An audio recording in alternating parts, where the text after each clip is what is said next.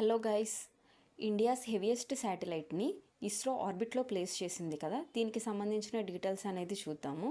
ఇది వచ్చి communication satellite అన్నమాట, GSAT-7R. దీని పర్పస్ ఏంటంటే ఇండియన్ నేవీకి టెలికమ్యూనికేషన్ సర్వీసెస్ అనేది ప్రొవైడ్ చేస్తుంది అక్రాస్ ఇండియన్ ఓషన్ రీజియన్. దీని వెయిట్ వచ్చేసరికి 4400 kgs అన్నమాట. ఇది ప్యూర్లీ ఇండియన్ బిల్ట్ శాటిలైట్.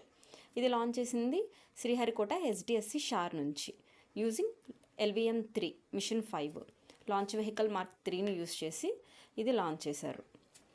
అందులో మనం న్యూస్ పేపర్లో చూసినట్టయితే దీని స్టాండర్డ్ జియో ట్రాన్స్ఫర్ ఆర్బిట్లో ప్లేస్ చేసినట్టు చెప్పారు.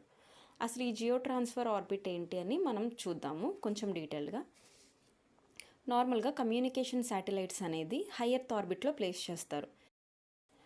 అది ఈక్వేటర్కి అరౌండ్ 36,000 కిలోమీటర్స్ పైన ఉంటుంది. అంత ఎత్తులో శాటిలైట్ని ప్లేస్ చేయడం అనేది అంత ఈజీ కాదు. It requires lot of fuel అన్నమాట.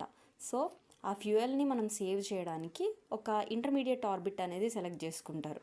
అదే జియో ట్రాన్స్ఫర్ ఆర్బిట్ అనమాట. దీని హెల్ప్తో మనం రిక్వైర్డ్ ఆర్బిట్లో శాటిలైట్ని ప్లేస్ చేస్తాము. ఓకే కదా.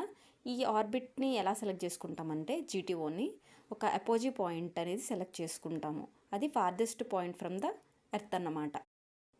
ఇంక్లినేషన్ కూడా లాంచ్ సైట్ లాటిట్యూడ్కి రఫ్లీ కొంచెం ఈక్వల్గా ఉండేటట్టు చూసుకుంటాము. ఆ తర్వాత అపోజీ కిక్ మోటార్స్ని యూజ్ చేసి మనం శాటిలైట్ అనేది GTOలో ప్లేస్ చేస్తాము. అది 2-3 బర్న్స్ తర్వాత మన రిక్వైర్డ్ ఆర్బిట్లో ప్లేస్ అవుతుందన్నమాట. ఇది GTO యూజ్ అనేది తెలిసింది కదా మన ఇప్పటికి. ఇది ఈ శాటిలైట్కి సంబంధించిన ఇన్ఫర్మేషను.